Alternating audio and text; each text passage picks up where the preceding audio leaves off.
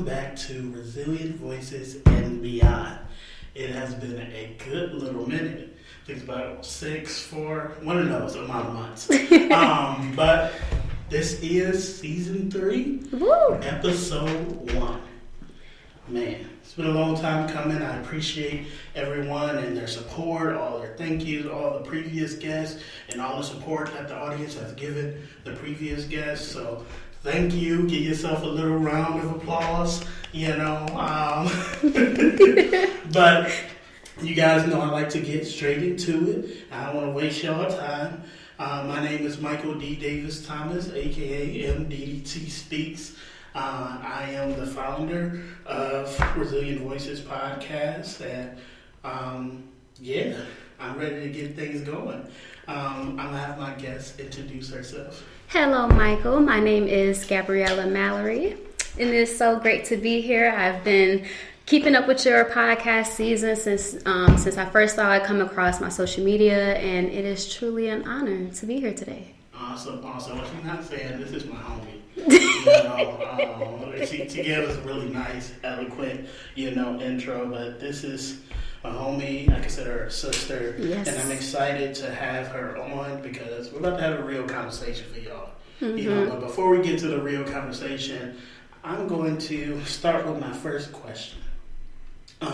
In light of building a timeline of you and your experience in your life, can you share to the best of your ability, when did your journey begin in this realm of child welfare? Honestly, when I was pursuing my education at Wayne State in mortuary science school, I wanted to be a mortician. So I had no idea like child welfare or advocacy was an avenue that I wanted to go down until I was connected with a couple organizations, one of them being Foster and Success Michigan with Carrie Ward, who is an amazing woman. I love her so much. And through meeting her and sitting on boards and doing public advocacy and speaking at legislative campaigns and things like that, I was like, wow, this is really something that that strikes like a fire inside of me. Like, I wanted to be a mortician, but speaking on behalf of my experiences in the child welfare system, just having friends coming out of the system such as yourself and hearing the different stories and disproportionality between different counties and males versus females. It was just a lot that was happening, and I was like, I want to do something about that. And so from there, I actually switched from mortuary science to social work. And I'm not a clinician or anything like that. My avenue was more in legislation and policy. I see myself somewhere in the Capitol or working under the president, just covering all welfare for all. And that's pretty much how I got started, doing something different. Awesome. And I, from the best of my knowledge, you have lived experience as well. Yes. What type of lived experience do you have? Would you care to share a little bit? I'm very open and transparent about my story. So when I reviewed my DHS file, it said that I was first being reviewed from the moment that I was born. But my case didn't really start opening until around 3. And I want to say the earliest that I can remember personally without reading my casework was 9. I remember being placed down south with my great-grandparents, then moving back up to Detroit with my maternal grandparents, and then back with my mom, then aunt, then dad, just bouncing back and forth. So I spent 14 years in care, but on paper it was only about 9 to 10. Wow. Yeah. That's still a long period of time. Yeah. But, okay. So did you reunify? Did you age out? What was that like? Yeah, so technically I did. I was reunified with my family, my birth parents at 12 years and 9 months. But it was a failed reunification. I pressed to be reunified as a kid. Of course, you want to be around people that people that are supposed to be that mother-father figure, and I thought that was the best decision for me, and what should have happened was the caseworkers and other social workers should have recognized that, yes, that reunification is the goal. However, was that the proper time for my family? Because just a little transparency, my father had just gotten out of rehab. and they gave us custody to him. And it's like, how, like, he hasn't even reassimilated himself back into a job, back into, a stable life, and you're giving him 3 children. And then from there, I had multiple follow-up visits from the state, and it just wasn't a fun experience. And that was the first year that at 14, when the caseworkers and everybody stopped doing follow-ups and home visits, that was the first year that I actually attempted suicide. And so that was really hard for me, and that's why I say it was a failed reunification. Like, I feel like I was just giving back without a true checks and balances, or like a duty to make sure that where I was being placed was going to be of a good benefit to me. Okay. Yeah. Now, we both know as advocates now there's been a lot of shift and changes of things. So I kind of want to pull out some things of what you just shared. Yeah. Your mind can talk about. Yeah, go ahead. Right. So with a lot of things that have shifted towards family preservation and prevention, we know now their aim is to provide resources with reunification cases. To the best of your ability, I don't know if you recall, but were there resources given to your dad to support him to be, a fit parent, or was there not, and do you think that contributed to whatever happened later on? Yeah. So I'm not sure about my father. Like I said, he had just came out of rehab, so I'm not sure about him. I just remember coming home and he was there, straight from my grandma's house. They're like, all right, pack your stuff up, you're going back home. And my dad was there. But my mom, I didn't know that she was doing parenting classes, drug tests, mental health and drug therapies and stuff like that. But again, after reading my file, I saw a lot of the times that it would say, person failed test, person did not complete blah blah blah, but we were still allowed to go back home. And I feel like that was a disservice on not only the state's end, but also on me being as the child. Like, how are you allowing this to continue? Like, if they haven't shown that they cared enough about the requirements for you to get me back, why do you think that they're going to do what they need to do as a parent anyway? They're doing this to not look bad. And that's especially in African American culture. That is exactly what most of it is that we don't want to look bad. And I feel like they could have done a little bit more, I won't say making sure that they were on top of their classes and things, but there could have been something more. Like, what is a class? Like, why wasn't I part of this class? Why wasn't there, I remember them coming out and having group meetings and watching how we interacted as a family. And it's like, we're only interacting like this because you're here. What could they implement to show the true behaviors, the true attitudes of families? Obviously, someone is going to do what you want when you're sitting there watching, Right. So I do feel like there is more that they could do. But as far as what, I will have to get a list of everything that they have changed. That's interesting that you point out that fact. When I think of parenting time, because that's a thing that is talked about a lot. When I do foster panels and stuff like that, they talk about the parent come in being this super great parent at that time, but then not complying with everything else. Right. Why is that? Why do you think that is?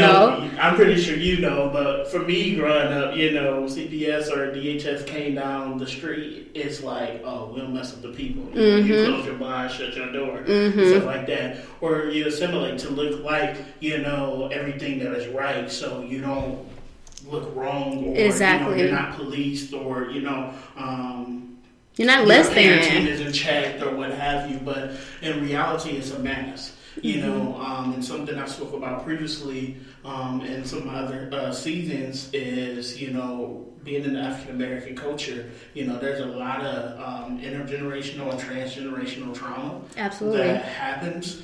And what we sometimes believe as discipline is abuse, but also there has not been a hard line, and you can trace all of that back to slavery and being abused through, slavery times, to now taking out that aggression as a corrective action to the children, and not seeing the line between, corrective action and discipline versus, abuse. Yeah. Or you get, because Also, you can trace this back through history, the aspect of, well, I'm sorry that happened to you. Did you pray about it? And yeah, as a Christian, some of my fathers know I'm a person of faith. Yes, pray about it. Talk to your higher power. Talk to your friend, your cat, dog, whoever. But make sure you go see someone who can professionally help you and understand it. That doesn't always mean a therapist. That may be, a person who understands and works within the realms of what you have been through, that can break it down for yourself and make it more clear so that you can grow from it and heal from it. Absolutely. Because if you live within that trauma, you see, the product of living within that trauma is society today. Everyone, has experienced some aspect of childhood trauma. And when, I've gotten to that realization that childhood trauma isn't always the most extreme in what we know it being in the system. It could be something simple of you seeing a car accident, in the backseat of the car with your parents. You going and seeing a natural disaster, seeing a certain TV show. But those small moments impact our thought patterns and who we are, we move, and the pathology of our lives. Absolutely. So that's really interesting to hear that. But I want to circle back to you.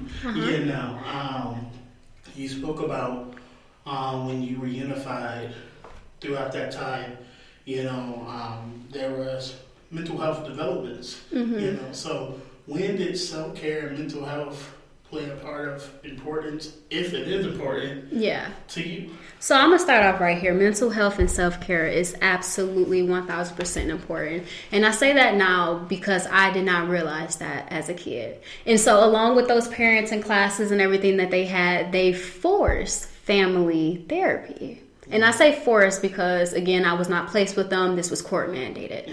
And so during that, I found myself feeling good to talk about things, but I still didn't have that trust. When you're in the system, you talk to CPS workers, social workers, the judges, and all of those people. And a lot of the times what you said gets directly transcribed or it gets translated improperly. Like, that's not how I said things, And so I did therapy, or I did personal wellness because it was something that was told for me to do, but I did not take it serious until that time when I said that I attempted suicide. So at 14, I was placed in the mental health asylum, and I absolutely loved it. It was the best decision that could have ever been made for me. I received a lot of healing. I learned how to cope with myself. I've learned just a lot of different tips of how to deal with anxiety and stress and depression, And I decided, like from 14 to 18, I did it like monthly, like I want to say once or twice a month from 14 to 18. I took it very seriously.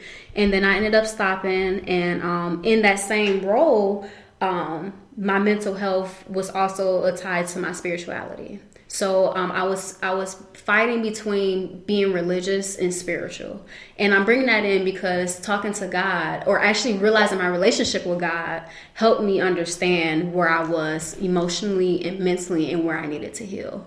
And to this day, I still talk to God. I don't consider myself religious. I consider myself spiritual. I believe in God and Jesus Christ. I just... I don't read the Bible, but I pray to Him. I thank Him for the things that He's put me through and the strengths that He's applied upon my life. And I'm working on that self-care thing. I have a couple autoimmune diseases, and that mental health and self-care thing is really something that I'm trying to get back into. My mental health is easier to maintain. It is easier for me to talk to people and to get those thoughts out of my mind and off my heart and out into the world, and realizing what I control and what I can't control. But that self-care piece of going to sleep when my body needs it, eating healthy, eating when I need it, that is something that I'm still working on. And to be honest, my passions get in front of that. So when I'm thriving in something, or when I feel like this is like, I don't know how to say, it's like, this is all that I can think about right now. And then I put self last. So that's something I'm working on. I got the mental health now. I got that down. But the self-care, I do need to do a little bit better at. But it has been doing a lot better since I've become a larger advocate on the higher platforms. Now that I'm a peer support specialist, I'm definitely taking self-care more serious, especially since I want to instill that same life skill in the people that I work with at my job and in the community. So it's a work in progress, but I'm getting there. Look, small victories. Yes. Help us get to the larger ones. Yes. You mentioned something that you mentioned a couple things. I call a lot, I know. Nuggets, tales, tidbits, whichever one you want to call it, but they were really great. But I want to highlight the fact, because this is something I experienced as well. Leaving, and I don't want to assume, but in reference in both of us, but I'm going to just say in reference to myself. Leaving dysfunction, chaos, trauma as an environment and going into the system, I loved it. That's why it was easy for me to become a product of the institutionalization. Because it was easy. The rules, it was structured, the rules were set, I learned later that it was new rules where, I started getting up there in age and being in some of these residential facilities. It almost seemed like prison rules, but even that was easier than being at home and enduring. And I find a lot of people like me and yourself, when we say anything about going to another place or, whether in your case, seeking help for, your mental health, or in my case, seeking help, whether it was behavior or due to the abuse and neglect, I had no issues in none of those places. I loved it. I was a model person. But when they would send me back home is when things would go awry. And for some reason, they did that back and forth again and again. And I'm like, well, obviously, if I'm going back home, things is going, awry. Something should have clicked for somebody. Yeah. But I find it crazy because you're not the only person I've heard that from. And I've been saying it for a while. But to hear from another person is like, no, this is us. No, because honestly, can I just say, you just blew my mind with that. I did not even realize that. I felt let me say why I felt like I really loved the institution I was in. It was, yes, I did not have to deal with my life at home, deal with the home situation, but I also didn't have any responsibilities. I was taking care of my younger brother. My younger brother was my son. He was born when I was 8, and I was the one that took care of him until he was 5 when we got placed with my grandmother, And so it felt good to not have those responsibilities. It felt good to actually have somebody listen to me and actually want to help me, not listen to me to help somebody else, So you saying that, just that's why I'm sitting here looking like, oh my gosh, you just opened up a whole nother realm for me. I didn't even realize. And also that you just spoke about that parentification. That parentification is real. Because what I see as a trend for individuals, like yourself, and I'm curious to see if this is similar to you, because I don't want to assume. Yeah.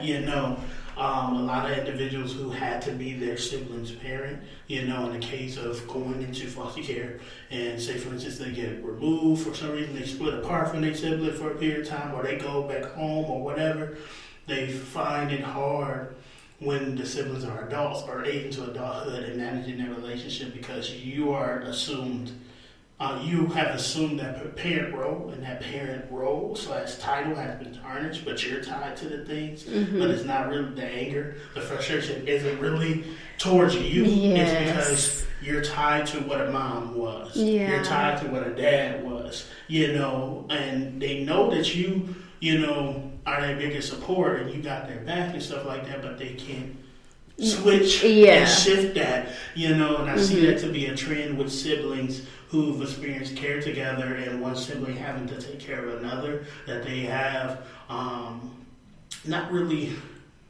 it can get to the point where it's combative, but have issues in understanding the roles and the dynamic to be siblings and not each other's parent. Yeah. And see, I want to touch on that. So my younger brother, when he was 12, I actually recognized that same thing within myself, and I have realized hey, the way that you're conversing with him, the way that you're trying to reach him is what his mom should be doing. You should not be on this child's back the way that you are, because I want him to feel comfortable to come to me when like somebody's picking on him, or come to me when he's ready to talk about, puberty or whatever. But at that point, when you have that forced bond or that strict relationship, you don't want to go to a parent and tell the parent the things that you feel the most insecure about. And I have recognized that. I recognized that we were butting heads a lot. And at one point when he was younger, that was my buddy, But as he hit that puberty age,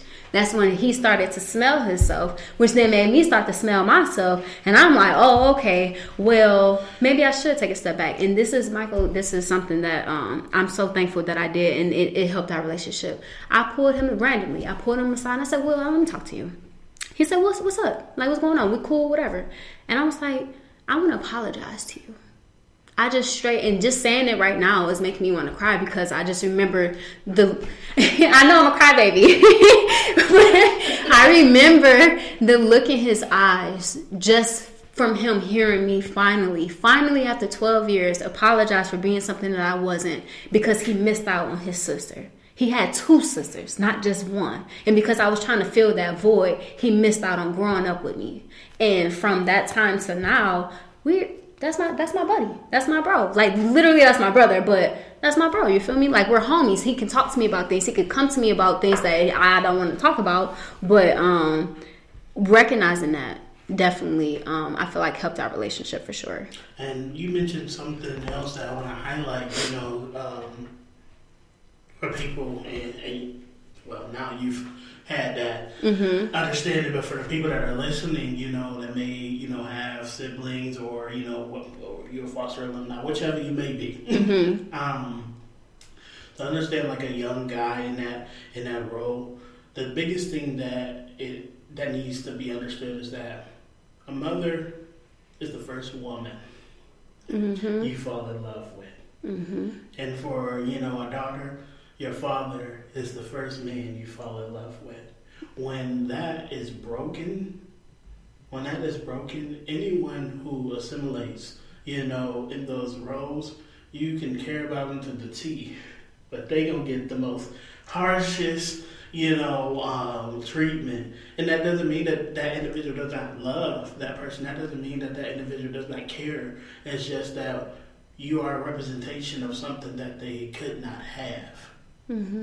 And they don't know how yet to properly express that. So for like anyone, like foster parent, or siblings having a hard time, just give those individuals some grace, because it's hard to articulate what you don't really know. And then when you do find out what it is, you have to open yourself up to let somebody else in to know that's how you're feeling. And that's not always easy to be like, I was treating you bad because of, I was feeling this way because of, because especially if you've been in a sense where you've had to be your own parent, you've had to be independent, you have to grow up fast. So that teaches you when growing up fast, you don't have time for feelings. You don't have time for emotions. To process. You just got time to get this done and move on. So, and sadly, for people like myself, that affects you well into your adulthood, and I tell Gabriella all the time, but I tell other people, like, I have a hard time sometimes attaching to feelings and emotions, because I cast them away so many different times now as an adult when, I feel like I should be feeling something. I don't, but I've done better with it to understand it, and I can think to myself like, dang, this is something sad. I think I should be feeling sad, but it takes practice for you to allow yourself. So I just want to say that little spiel, Well, and I just want to touch, just because you might not be attached to your emotions, I am overly sensitive. So don't feel bad. Like, I cry when things are not worth crying over, and I laugh at the most saddest occasions, like I'm backwards. So yeah, it's definitely a something that we have to heal from within, but we have to recognize it and find what it is what is that switch that we need to turn on. But we're in a dark room, filling on the wall still, you know. We'll find it. We make a good team because I got the part you don't got, you got what I don't got. Okay. Definitely. So I want to switch gears a little bit to your advocacy. Yes. You know, and feel free to include any topics that you're really passionate about right now within the work that you're doing. So you spoke about being a peer support specialist. Tell me a little bit about that. What does that mean, and what does that entail to be a peer support specialist in today's child welfare? Well, that's a long list, a long laundry list of things. So being a peer support, first of all, to me, regardless if it's child welfare or not, is being a person that is, one, relatable, two, is able, like, what is that word? Where people are able to come and talk to you. Like, you're an open energy vessel. You're not closed off. You're free from judgment. You're free from biases. You're free from you just want to meet people exactly where they are and help them through whatever is going on, whether you've been through it or not. Finding that piece, like how you were just talking about earlier, it's like finding that little piece in somebody to figure out, why is it that you can't move forward from this? What is it that is preventing you? Why do you keep indulging in this one thing? What is it that you saw? What is it, something that made you feel like you need this thing or that you don't need this thing? And I didn't have that. I didn't have that until I became an adult from my mentors, and they started showing me, and then people like you and some of our other alumni that came out there and were like, hey, no, they gave me that peer support that I needed to then know that was what I was placed here to do. All of my friends come to me and they talk to me about literally everything. I am literally the life raft for everybody. And that's not necessarily a good thing, but it's not necessarily a bad thing either. But I feel like in child welfare, there's so much when it comes to advocating for adoption, advocating for juvenile justice, advocating for guardianships, advocating for placements.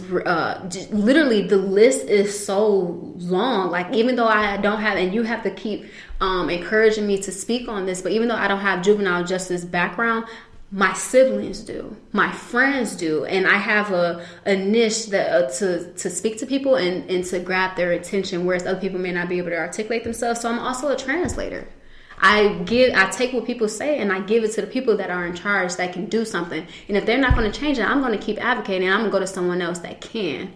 And that's just where my passion comes from. My passion comes from me being, like I said, being in the system for 14 years and not being eligible for any state assistance. That is ridiculous to me when somebody can spend a year and receive until they're 27, 30 years old of funding where I've spent my entire life and I get nothing. Like that's also discouraging. That makes me not want to do anything. That's also why I don't apply for any scholarships. That's why I don't apply for any state assistance, because I don't meet those specific requirements.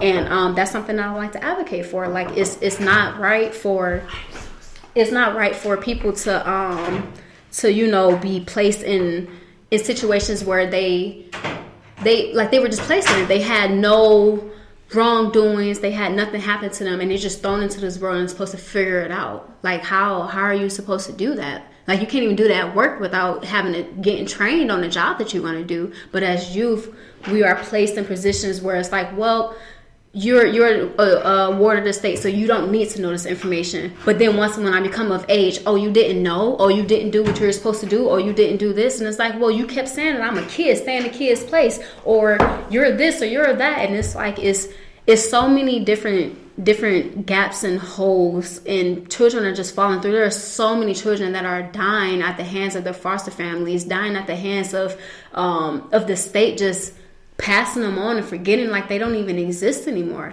Like, literally, the list my support as a peer is to advocate for everybody that has been affected by the child welfare system completely. Don't matter what area, avenue, what you did, I don't care. I something like you said, something happened to you as a kid that you saw that then got translated as an adult. You never got the help. I mean, as a preteen, and now you're an adult, and now you're getting casted for something that happened when you were 5 years old. Because nobody decided to look. Because as an African American community, stay out my business, or don't tell people what's going on, or trying to be strong like you don't need help. That's what I want to advocate for, like to help those people that need that extra push, that extra realization, that extra like this does matter. This should be on your agenda. Yeah, this doesn't affect you, but it affects somebody near you. It may affect your employees. It may affect your employees' children's friends. It affects somebody, and you ought to care regardless if it affects you or not. So sorry, I get a little. No, you gave us I get a little deep. You gave us a lot, and I really appreciate that, because that's your truth. Yeah. You know, that's your feeling. That's why you're in it. That's why you do the work that you do. Mm-hmm. You know, and that's your driving force. Yeah. And that's needed because it's authentic. It's real. And it's true. Mm-hmm. You know, and it's unapologetic. Absolutely. Yeah. You can be mad at me. I'm gonna fight for our rights. I don't care. Definitely. But I want to speak to the fact that one thing you brought up, and I think is really important, while we got the listeners, to speak to the fact that you feel that your story, to a certain degree, is not valued. No. So let's talk about that. Because I've been doing advocacy for a while, like since 15. So I think 25 now. I'm gonna be 26. About a decade. Yeah. Yeah. So I'm a OG in this. Definitely. But there's been many times where I was turned down, from things, and I can't, especially because we have two different sides to why I was turned down. I was turned down because I didn't fit the primal, not the primal.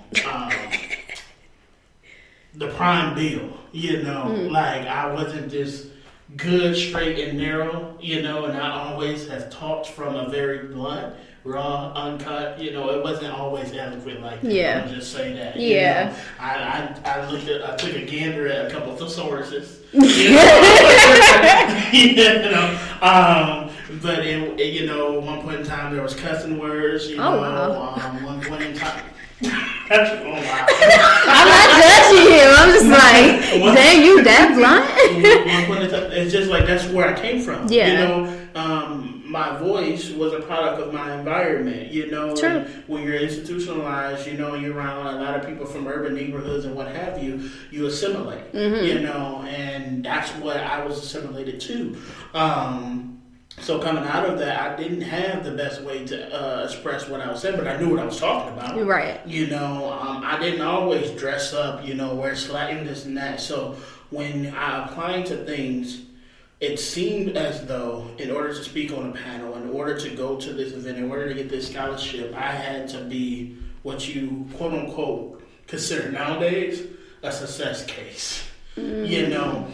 And that's something that goes around child welfare, and it's still there. There has been a lot of shift and change, and if you're one of those agencies who shifted and changed and noticed that you was doing this, I commend you. But I was speaking for the ones today, and not just nonprofits or agencies, but these are government agencies who are putting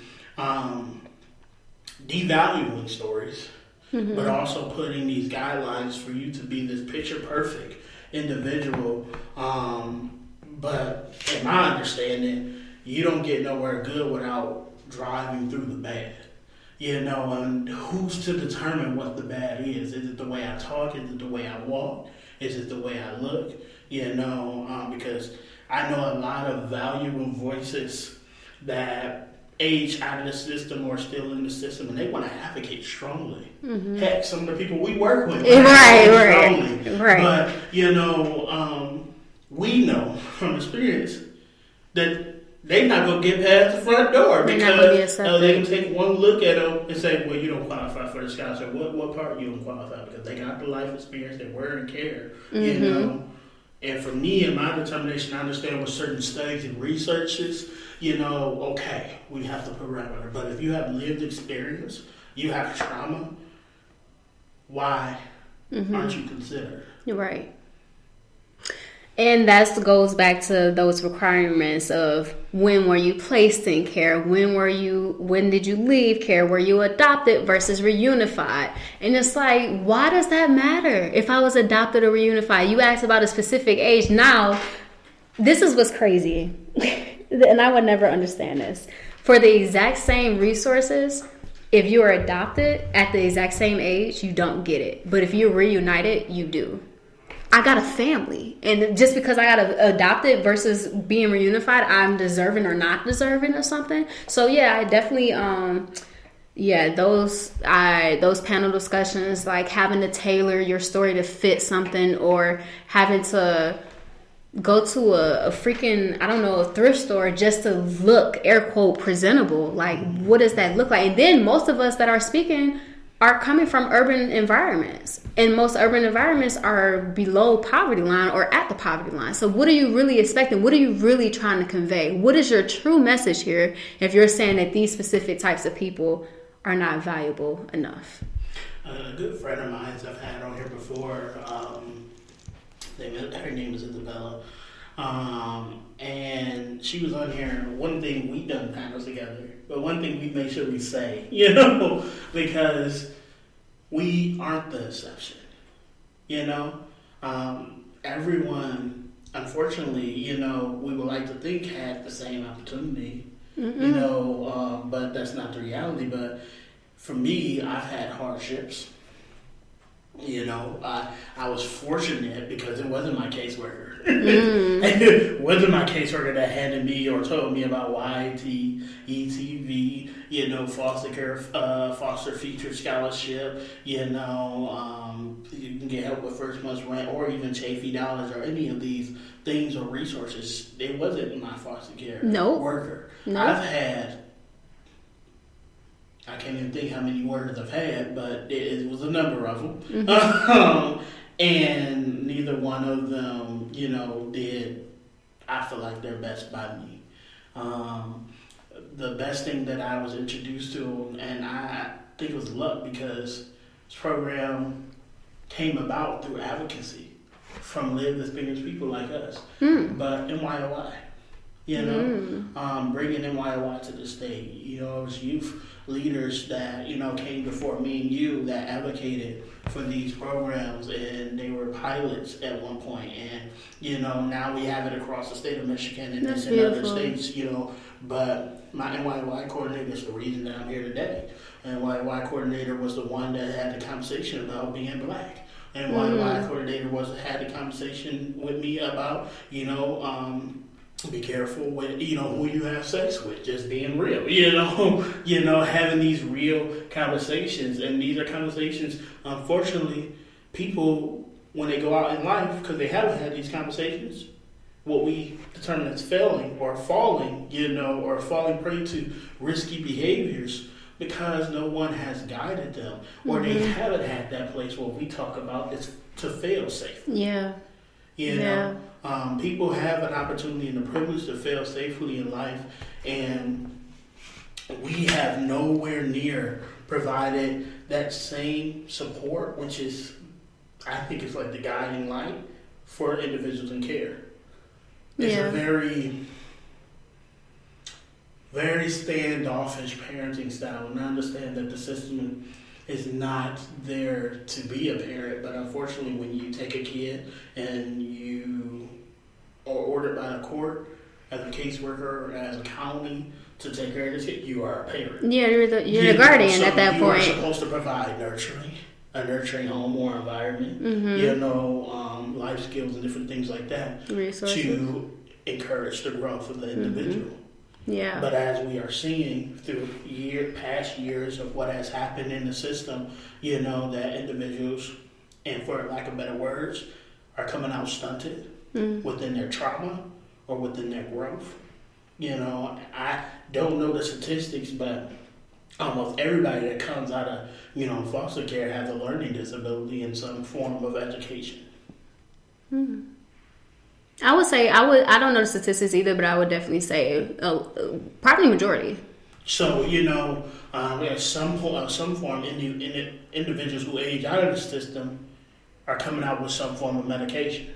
Mm-hmm. Or a mental health diagnosis. Mm-hmm. So like, I'm all about maybe a good portion of those individuals that is right. Yeah. But everybody. I'm just saying. There's nowhere. So, that's where questions need to be asked, checks and balances. Mm-hmm. And, I'm not driving an edging sword and saying that any specific individual is outwardly going to work for these agencies or outwardly being a part of these systems or what have you are bad. But the systems that we are working on, I firmly believe aren't working for us. At all. Because of what they were constructed and founded to be a part of. Mm-hmm. Now, we can try our best to operate off of these new things, but what we find is once we implement a new policy, more times out of not, it creates a barrier for another policy that was working. Exactly. So now we're putting in a Band-Aid to have to rip off another one, then do another policy to fix that one, and then now we back going around the circle in legislation. Mm-hmm. Instead of, okay, this system isn't working. And I know it's hard because how do you overhaul a system that you can't close down? Like, because kids going to still need a place, unfortunately. And for the kids that are still living at home. Right. So how do you overhaul? And that's the start of a conversation for me. How do we fix something that isn't working, but we can't close it down to be like we need to do some scheduled maintenance? So the first thing that I see is that, not to say for all, but a lot of these cases where children were removed from the home, they should have never been removed. If anything, they should have been given resources and services. So for some, like they'll say like, oh, the kid is looking feral in school because there's not enough food at home. Okay, well, where's the donation from grocery stores or donors helping to give, like, I don't know, EBT cards, get a little bit extra money. Sometimes we have to sell our EBT cards to get actual cash money because that job don't pay enough. And then if I'm at work and my kids at home because I'm working at night while they go to school, now I'm an unfit parent, now I'm neglectful, now I'm doing all this other stuff. So where are the services in place from the state to then combat all of these children being removed outside of the ones that are actually have proof of abuse and neglect? I was talking to somebody about that same thing, and my response was the services was the latchkey. Which worked for a lot. The after-school programs. Which did work for a lot of people. It was all these different things. It was all these different programs and things in schools that were closed down. Mm-hmm. We said we ain't had the money for it. Or a big company moved out. Now we have to start supporting the community. Mm-hmm. But the thing is, we're seeing the ripple effect. Mm. And I think, I'm going to talk about the city of Flint. Okay.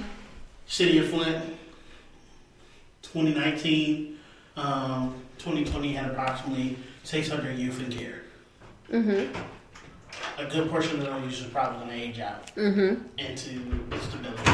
Right. While I was there, I was an older youth operating in homelessness. You lived in Flint? Yes. Okay. Operating in homelessness, running out of shelter, and advocating there, eventually worked my way out of that. But one of the things I remember is having someone ask me for resources for a shelter after I worked my way out of the shelter. Wow. Because a kid was aging out and they had no place for them to go. So they came to you for peer support instead of there being someone to come to. So, and I say that because now we look at this city. We look at this. What has happened to Flint? We know that Flint has a really big drug issue. Mm-hmm. There's a lot of the water issue on top of that. There's no money up there. Homes, due to corrupt politicians, money that has been given has been taken. Mm-hmm. We talk about. Back then, because the companies have coming back, some of them, but like Ford and Motors, leaving, and then you have like the white flight, and all these different things. So this is the history, and what we're seeing as far as parenting and support and nurturing communities where once upon a time parenting didn't just lie on the parents itself. You had a community. You had a village. Mm-hmm. That's not happening no more. Exactly. So this is the ripple effect of what we see today. And I feel like that's not happening going back to not even just this is my house business and keep my house business to itself, but it's more of like, if I help you, a lot of times people then your house ain't looking the best either. Let me go do this. Or people get offended based off the type that helps. So people got to be intentional too and be mindful of how you try to give services. And the people receiving them need to come from a place of understanding. Like, you need this help, but maybe learning how to communicate better. Like, okay, I see you trying to do it this way, but this is how you made me feel when you presented it to me. Just like you were saying how nobody had given you these resources for when you aged out.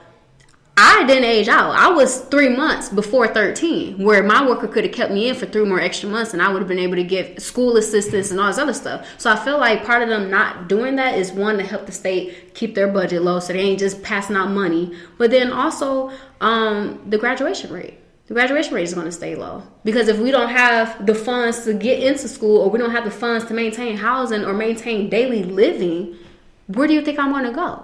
But where is that money going to? The jails. Privately funded. We got all this money for jails and institutions and stuff, but what happens to the rehabilitation? What happens to the services to help people get connected? We have agencies, private agencies, but where are the public agencies? You understand?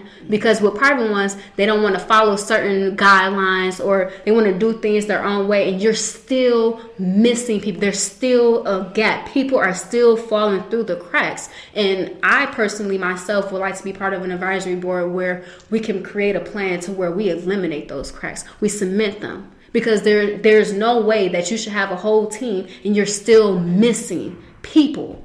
These are people. These are not data points. These are not statistics. These are actual human lives. And I'm just sick and tired of everything coming down to a number.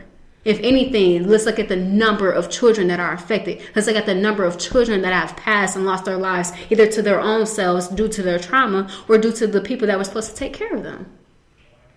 So that's, yeah. Yeah. You hit the nail on the head right there. I'm not even gonna touch on the fact, the advisory board, because that's a whole other thing. We start so many different committees, advisory boards. Can we just get together on one, please? I'm trying to tell you, please. And then don't see no action at all. But it's okay. I the same thing. Let me go back. Things happen in time. That's what we do. Things happen in time. So I'm very hopeful, and I don't want to sound, like I'm not hopeful. I'm very hopeful because, I wouldn't have made it, and I'm doing my part. Mm-hmm. I can't speak for nobody else, but for dang sure, for the participants, for the people I mentor, I'm going to make sure that I do what I can, and I know that you're doing your part. Absolutely. So I have hope because we here. Okay. I have hope because of that, and I know that there's some other alumni that's out there that's sick and tired of being sick and tired of the same old, mm-hmm. And it's that perspective that keeps us going, and I believe it's that perspective that's helped us make the healing efforts that is needed to change. Absolutely. That are in effect now. Yeah. But we got a lot more change to go. I want to be mindful of your time, and I just want to say I really appreciate this was great. Coming on and talking with me. You the homie. So, we're gonna keep the conversation going after. Keep the conversation going, but what advice would you like to leave here? And you can feel free to categorize it, whatever you want to do. But what advice would you like to leave here today? I'm gonna do it in bullet points. So the advice that I would like to leave here is to speak up for yourself, speak up for others when you see that they don't have the voice yet themselves. I ask that you keep on your path and don't be afraid of failure. Don't be afraid to slip down, reach out to those people to help support you and lift you back up. And remember why you're here. Remember that you are not a statistic. Remember that you are not what people consider you to be. I am not anything of what they have on those websites in consideration of being a former foster youth. I refuse to attach those titles and those labels to me. I identify with who I am by what I choose to identify as. And I will continue on this journey, and I will not let anybody deter me away or tell me that this is not the path that I need to be on, because this is what God put me here for.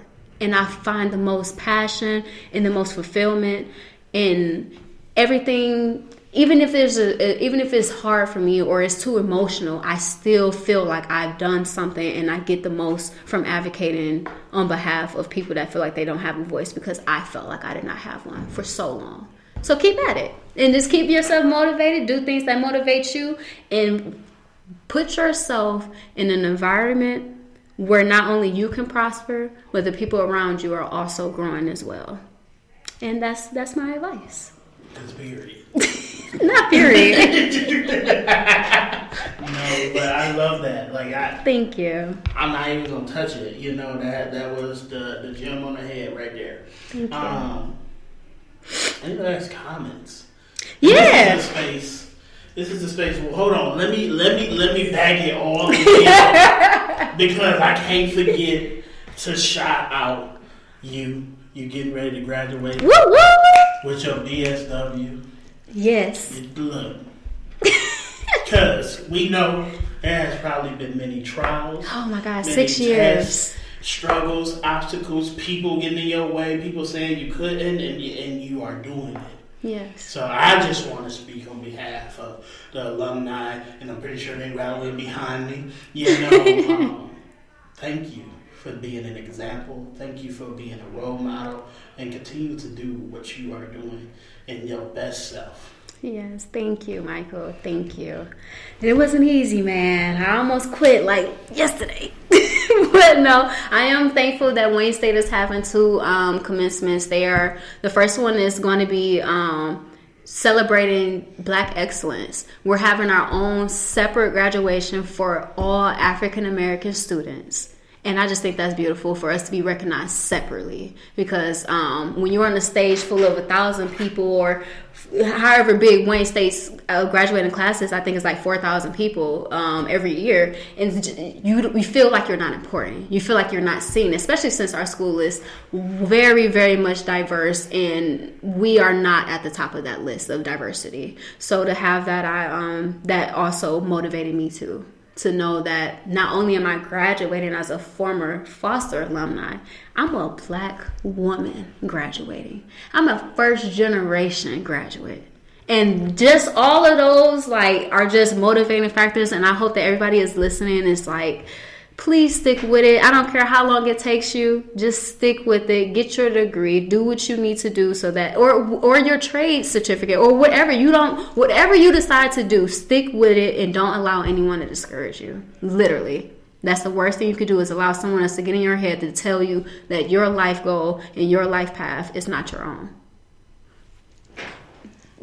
So usually in the last conversation, I tell people, you got a book or an album, getting ready to drop, go ahead and shout it out, but, we can go ahead, No, it's just flat, but no, seriously, and I'm going to take that up myself, because more and more I do, not gonna lie, everybody get those thoughts, you're like, dang, maybe I should stop doing the school, but I have goals and aspirations, and I'm 2 classing it up, taking 2 classes at a time. Yes, sir. I'm gonna get there. You are. So when I get ready to graduate, y'all, I just know y'all been because it has been a long time.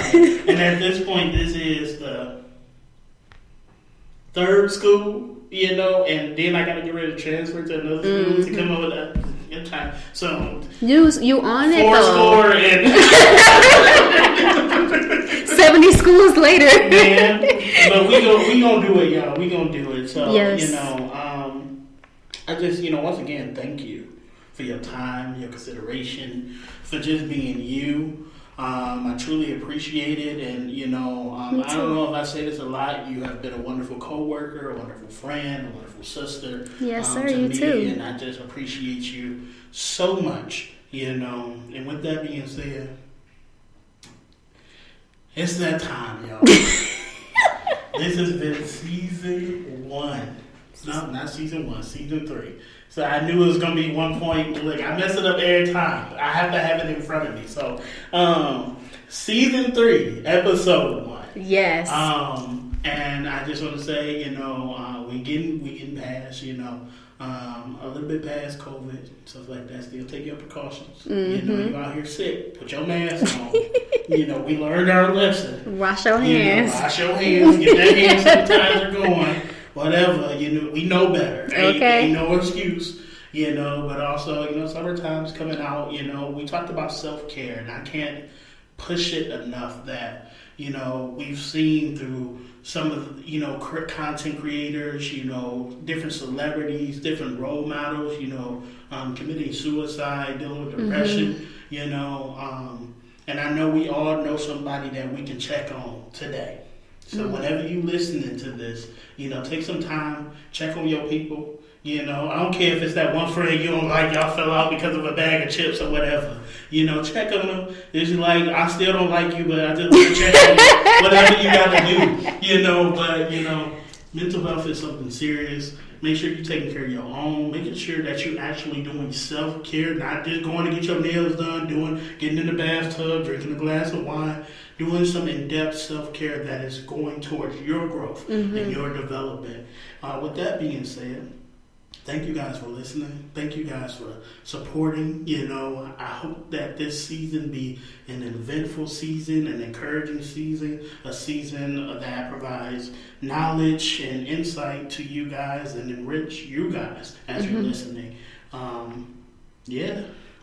With all that being said, hope you guys have a good night, good morning, good whenever you're listening to it. This has been Resilient Voices in